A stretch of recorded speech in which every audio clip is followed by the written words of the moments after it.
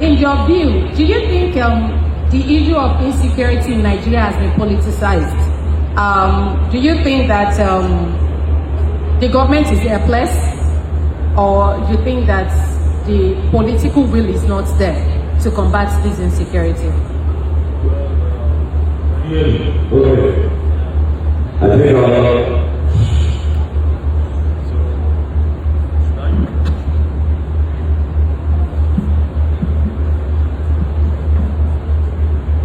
all right, good day, ladies and gentlemen. First things first, before I answer your question, there have been a lot of debate as to why I was invited here.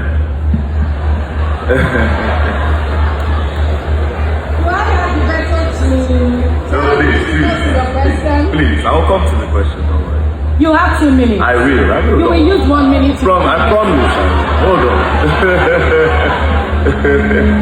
You have many lawyers defending you against me. I'm part of you. You should be on my side. So there have been a lot of debate as to why Darkman is invited. I am not here to teach you the law. I am here to share an experience. I'm pretty sure a lot of you that are debating did not look at the topic. It says known gunmen or unknown gunmen, right?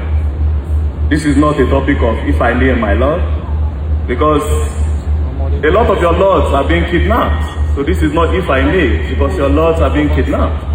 On the 26th of July, a judge was coming from Sokoto and he was kidnapped in KB. And then they released him after 1 week. Do you understand? So if we don't discuss about this topic and if I don't share my experience, it will not be if I name my Lord. It will be you joining your personal Lord and Savior. So you just have to listen, you know. So I'll share my experience now. Thank you very much. So talking about Yelwata, I was the first respondent there. When the killing happened, our conventional media, like AIT, NTA, and the rest, they have become lazy and they have become really scared. So they don't really cover what happens, the result of this insecurity, or rather the result of these known gunmen. So that is why people like us will go there. And like I said, that is why I'm here. First of all, I was the respondent for Yelwata. I was also the first respondent when they killed, that one is the military men that did it, when they killed some women in Lamurde. They shot them, they knelt down, they sprayed them the bullets. I went there. I was also the first respondent when, the police were there before I came, but I was like the first person of the media that came. The bomb blast that happened on Saturday, they detonated one at Monday Market in Boronu, Post Office Junction, and University of Maiduguri Teaching Hospital. I went there, I saw the people that were affected. Also, Angwan Rukuba in Jos, I also went there. Bokos, I also went there. I've seen people that have been affected by these unknown gunmen. I've seen blood, I've seen people burnt alive. So you just need to listen. Do you understand? Now, what happened in Yelwata is straight. I'll be straightforward. It was the Fulanis that attacked the people in Yelwata. Why? It was a retaliation for the Yelwata people. I think they killed the Fulani boy and his cow, and these people came back. Now, the thing that has been happening in Jos over the years, thousands of people have lost their lives. Now, what has been happening is just simple. Farmers and herders. I've collected data, I've investigated. If the cows don't move, people don't die. If the cows don't move, people don't die. The Fulani people, you and I, when we see ourselves, we say, how are you doing? How is your family? They say, hello, how is your cow? How are the goats? You see, they value these things because this is their way of life. This is culture. This is their source of livelihood. Now, Benue is called the food basket of the nation, meaning farming is their source of income. Now, your own source of income is eating my source of income. There will be a problem. Do you understand? So when the crops, these guys are like, you are eating my crops. I can't survive when I can't farm. So yeah, I have to kill your cows, so you stop. But the Fulani guys are like, no, The cows are my brothers, so I'll come back and kill. Now, look at this part. If you notice, you go around in Nigeria, you see cows passing on our roads, and you'll be wondering why so much cows are going around and passing. You know why? It is money laundering. It's the government. It's money laundering. Let me tell you how. How much is a fat cow, a very big cow, is sold at 2 million. You see an Aboki man going around, a Fulani man going around with 500 cows, that is 1 billion naira. That is money laundering. So instead of the government to tell these cows to stay inside, like in-house ranching, right? They would, because it's their investment. And the Fulani man has told them that, see, these cows need to walk around so that their meat will be sweet. Or they have some sort of excuses that is giving them that reason to have their cows go around. So the government, they invest in these cows to the money that has been stolen, they put it in the cows. 500, you see 1,000 cows, if 500 cows is giving you 1 billion, or if it's sold at, yes, 1 billion, 500, 1,000 is giving you 2 billion. I'm sure a lot of you have never thought about this before, have you? Exactly, and this is why I'm here, to tell you what it is. Do you understand? So, again, am I saying?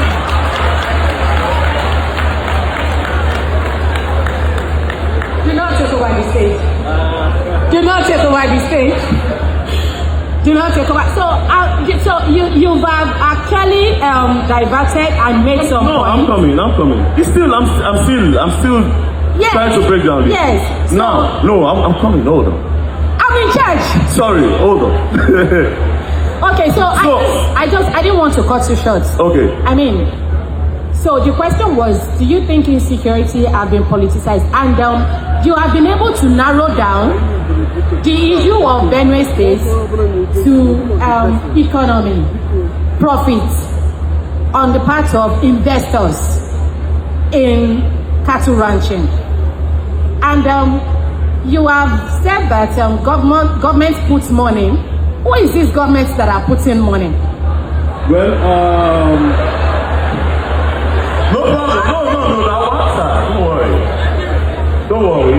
You're on the same side. The government that a lot of these governors. See, okay, I will answer you with Wike. I'm not saying Wike puts money, but listen. We all know Wike is a very stubborn man. Wike doesn't care. But when they asked Wike about the cows, Wike said, I can't talk about it.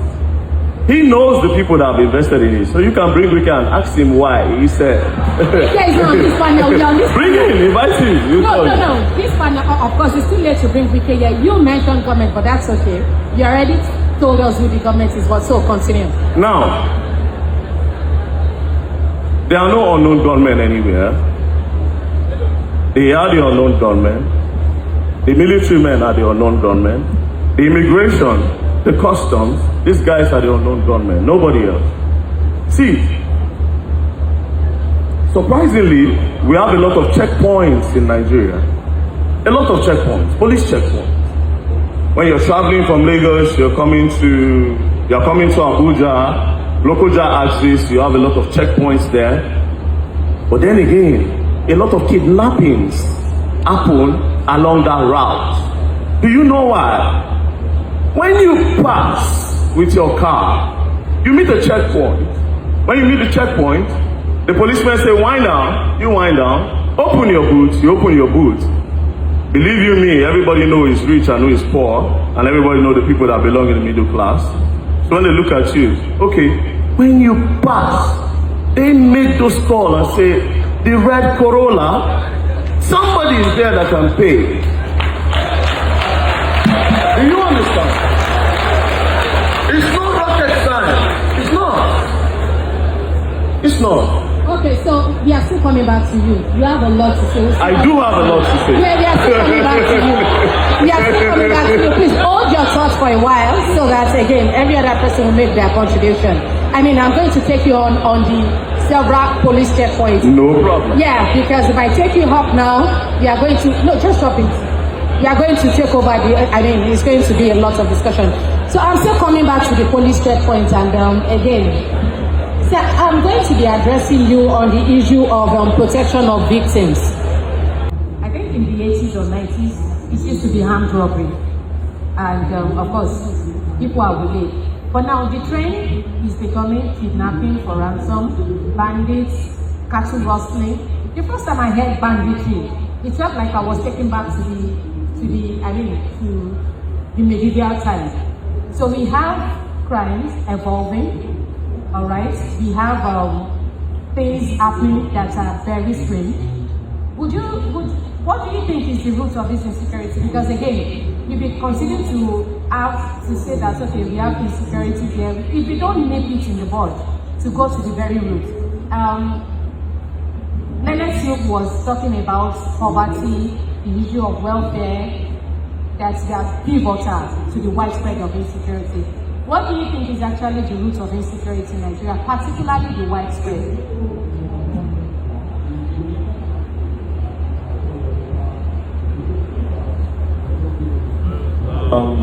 I think the root cause of insecurity is politics. The people that benefit from it are the cause of the insecurity. Now, who benefits from this? The government benefits. Everything is the government, trust me. Everything is the government. The government benefits, the police benefits, the military men benefits. Since insecurity started,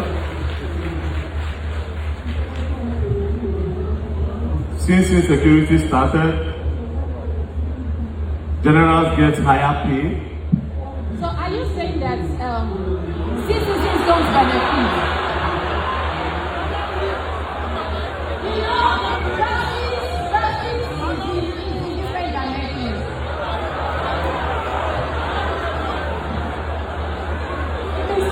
Mr. Martins, are you trying to turn my people against me here? No.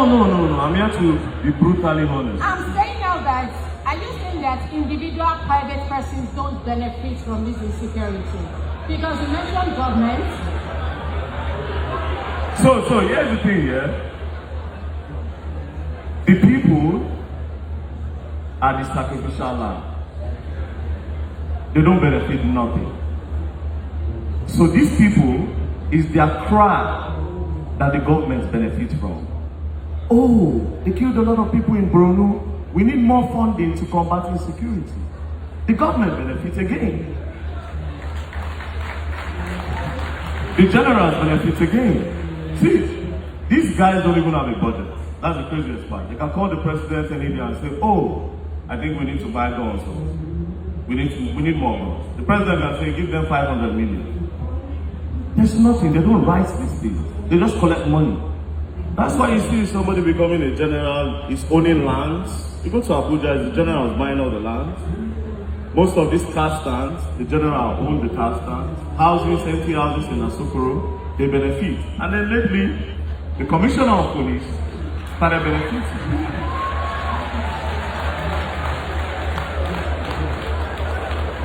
Like I said, everything is the government. The customs will seize contraband goods, rights. But you don't know how guns are entering Nigeria. Come on. So the people never benefit. Everything, I'm telling you, everything is the police, is the military, is the custom, the immigration. Everything is the government. Oh! Thank you. Again, you may be justifying your presence in this panel. Maybe with the way you are getting a lot of approval from people. Oh yes. All right, that's okay. I didn't. So,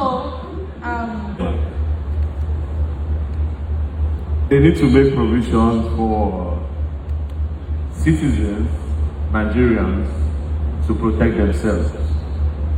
Make it easy for us to get guns. Because right now, They are understaffed. They are understaffed. They can't really protect everybody. I mean, how many are they? The police, the military, they are not even up to 1 million, protecting over 200 million people. It's not even up to, is it up to 10%? No. About 500,000 police, 250,000 military personnel. You can't really protect the people. So we can't do without them. However, they need more people. And again, even these numbers that they have on ground, they don't even really take care of them. Do you understand? These numbers that they have on ground, there's no welfare for them. So they turn on us. Do you understand? So instead of really protecting us, they turn on us. So they give information to the bandits, like I said. They pass this information. They even rent their guns to them sometimes. Listen, you are paying me 150K a month, or let's say 250,000 naira a month. Let's say you are paying a policeman 250. Let's just say even if it's not up to, you're paying him 250K. He's holding a gun, standing in one bush. Then the kidnappers, just one move, 20 million. Bro, take my gun, give me return. Do you understand? So they turn on us because there's no welfare for them. We can't do without them, but until you start taking care of them properly, they'll keep on turning on us. Alright, so I think for the first time in this discourse, you showed a bit empathy towards security agents. Yes, yeah. So I'm going to be asking you this question. This is the final question before we open the house. We open up the discussion to the house. Do you think that improving the welfare of security agents could have a ripple effect in combating insecurity in Nigeria, sir?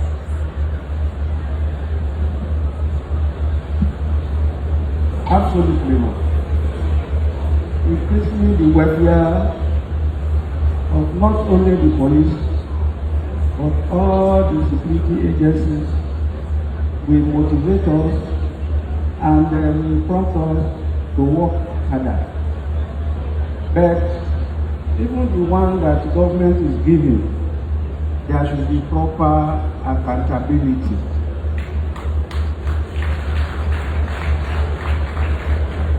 We don't want a situation where our procurement will be rooted in mystery, our welfare, insurance will not get down to us. If there is proper accountability, I think what the government is doing will go a long way to assist us. Thank you. Okay, I mean, 1 minute. It's positive. 1 minute. Just 1 minute. Please, do we have Chidima Ono in the house? We are passing the microphone to you.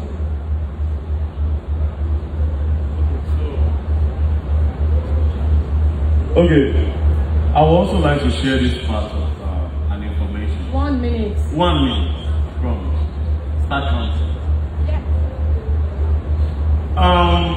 You see, the Fulanis are very important in the security of this country. Very, very important. They have a very good communication system.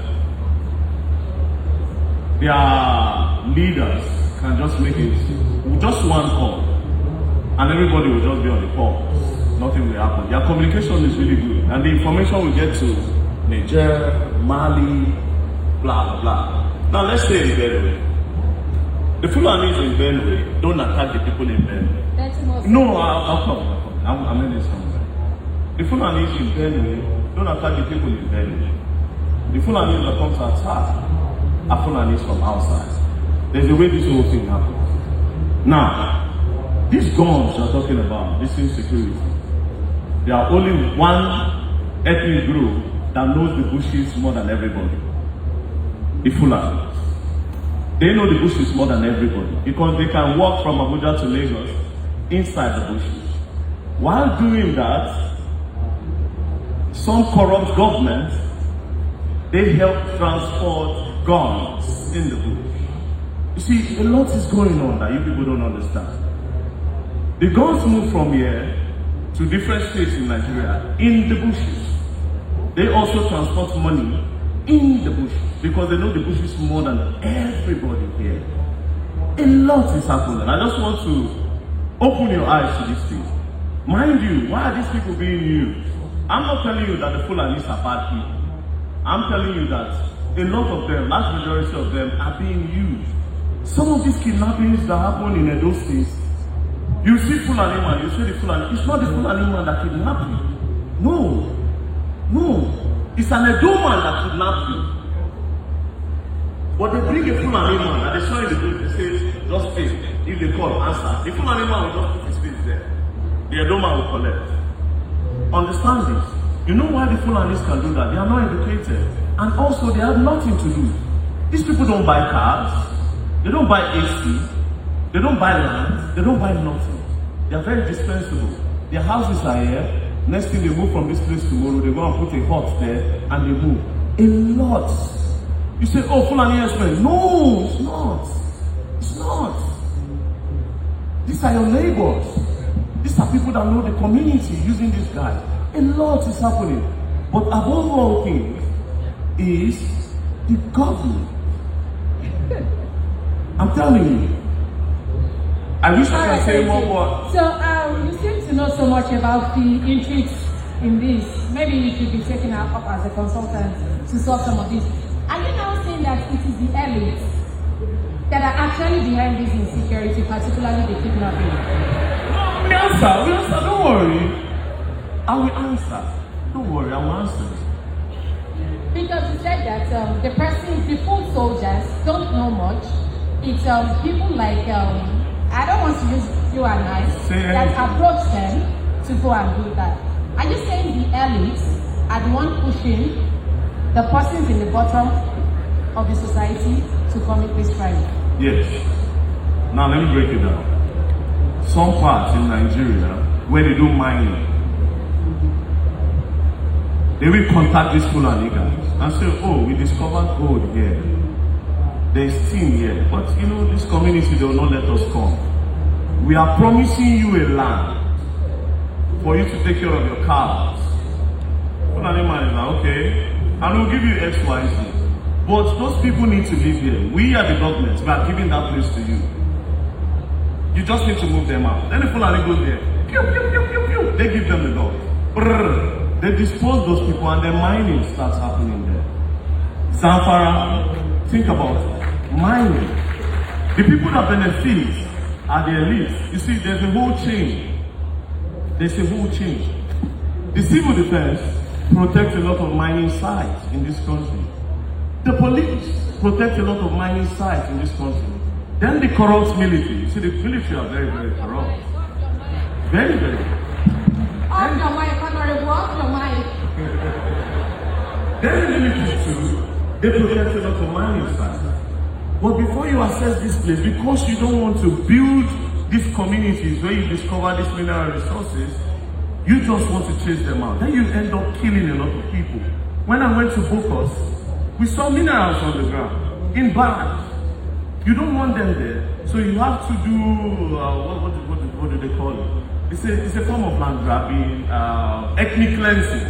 You just kill everybody there because you want to get something from the ground. It's a whole chain. Like I said, a lot of people benefit from this. The police, there's nothing the IG does not know. There's nothing the military does not know. There's nothing. I will tell you. Hold on. There's nothing no Ribadi does not know. There's nothing Ogatosin does not know. They know everything. Thank you. So you are blaming the elite and the government for all of it. All of them. Don't hold that up. Please, can we pass the microphone to Chidima? No? She has something to say. Please, if you have questions, almost everybody in the hall has questions.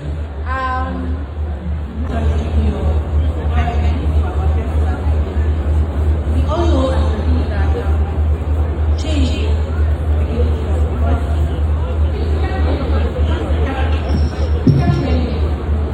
okay,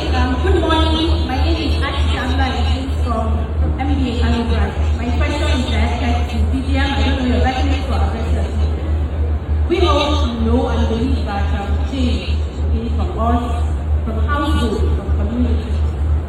It starts from us. Have listened carefully to your submission and all that. So, what will you do differently? You found yourself today in a position to change the inefficiency of security challenges that we have in Nigeria, rather than blaming government. Thank you. We'll take all the questions as well. Please can you give the microphone to the man on side here? Please can you have our seats? The microphone will be passed to you. We do not want anything that will take us more than 1 minute. Okay, so before I answer the question, I would like to apologize to the Nigerian military. Maybe I generalized everything. Nigeria, you know what I was trying to say, so I will apologize if you took it out of context. But I'm sorry in between, yeah? I'm really sorry. Very, very sorry. So now we'll come back to the question. The lady said, what would you do differently? Unfortunately, I don't really have the power to do a lot, but my advice would be, caught in the act, you die in the act. When you're caught in the act, especially these people that they rehabilitate, caught in the act, you die in the act. If the military and the police want to help the country, kill them when you catch them before you take them to your office or whatever thing. Now let me tell you, wait, I'm coming, don't worry, I will tell you why. When you take somebody's right, you don't have rights anymore. You see, you have never thought about it like this.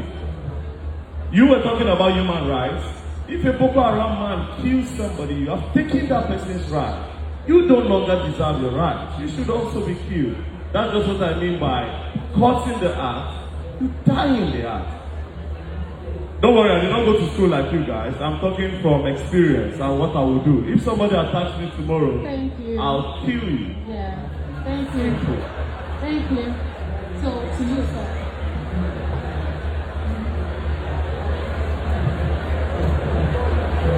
Thank you very much. You see, you don't kill people in this country.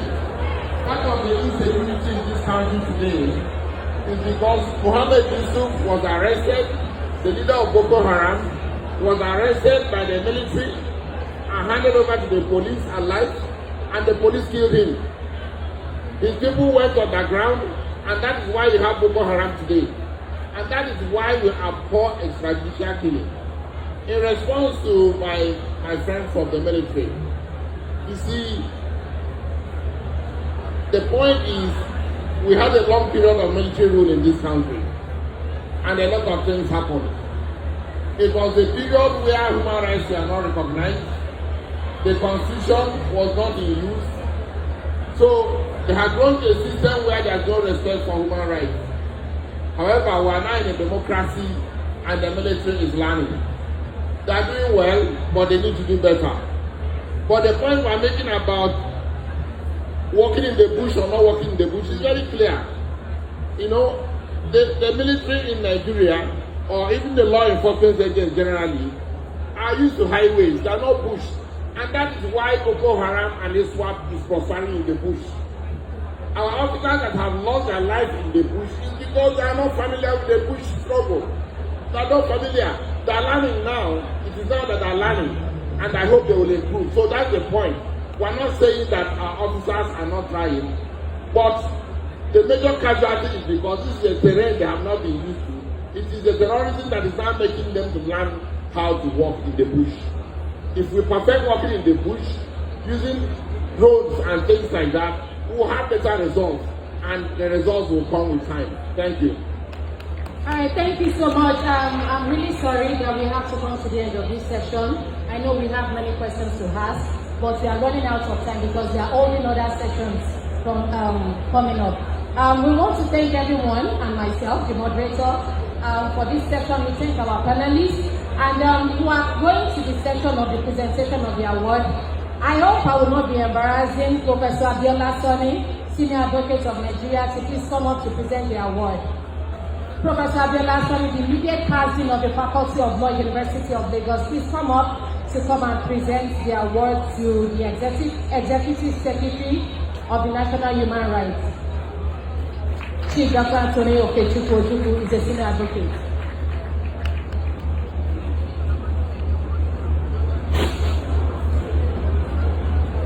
Please, can Leonard Sik Sanusi Musa, senior advocate of Nigeria, please can you join us also? Please can you come up too?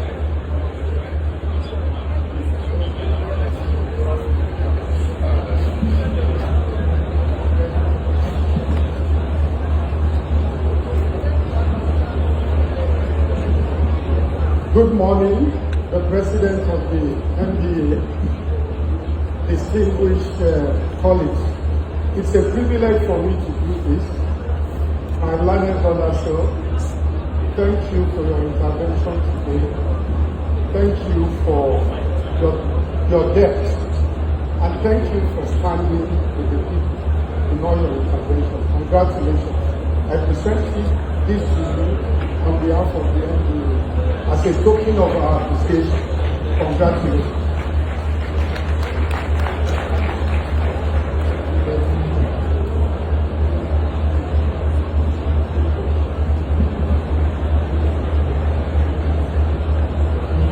Mr. Allen, well, thank you for your audacity to speak about accountability. You won't wear this uniform forever, and then at the end of the day, you join the people. So on behalf of MBA, I want to appreciate you for your intervention and for your contribution to this panel. Congratulations.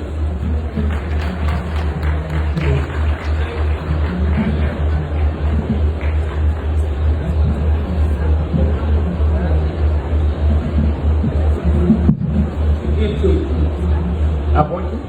Okay. Mr. Appointed. This is from the MBA. It says with compliments of President of the Nigeria Bar Association. It's an appreciation of your contribution to this very important conference, 66th conference. I will thank you very much for what you have done. Thank you. Okay, VDM. Will I say famous or notorious? Okay. On behalf of the President and members of the Nigeria Association, it's our work to be here with us and share your own experience. But please, when you are attacked, don't kill. Report to the police. Thank you.